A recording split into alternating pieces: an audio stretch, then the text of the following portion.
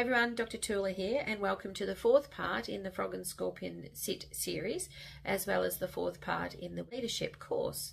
I hope you enjoy this Frog and Scorpion book and looking at your shadow self, but particularly your addictive shadow self. So your addictive shadow self, or in the dark room, which is what lives inside of us, that part of ourselves has to be recognized and acknowledged, because if we don't, it can then play out in many different parts of our lives, and we won't necessarily recognize its influence, but we might have an addiction to self-approval. We might have an addiction to self-recognition. We might have an addiction to rescuing other people. We might have an addiction to substances and alcohol abuse, etc. Things that people are probably a bit more familiar with. But we can have an addiction to many things. And all of those left unrecognized can play a serious role in our leadership and sabotage behavior and things that we necessarily shouldn't be doing. But we know that we can't stop because of a particular reason. And so oftentimes people don't know what the reason is.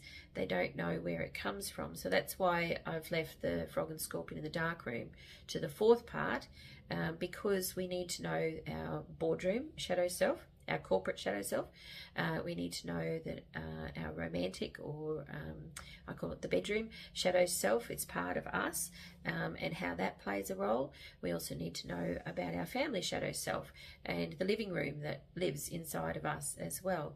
So by the time we're up to the fourth book, we're now ready to start exploring deeply what is that addictive shadow self inside of us.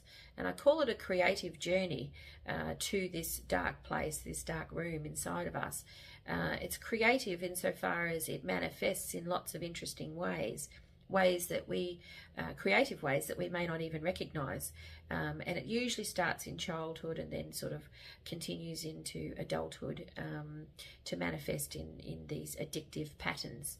So that's what this course is about, is recognizing those addictive patterns, the dark part of ourselves, the dark room, and how that plays out in our leadership, in our families or businesses or workplace, or just inside of ourselves. Okay, thank you.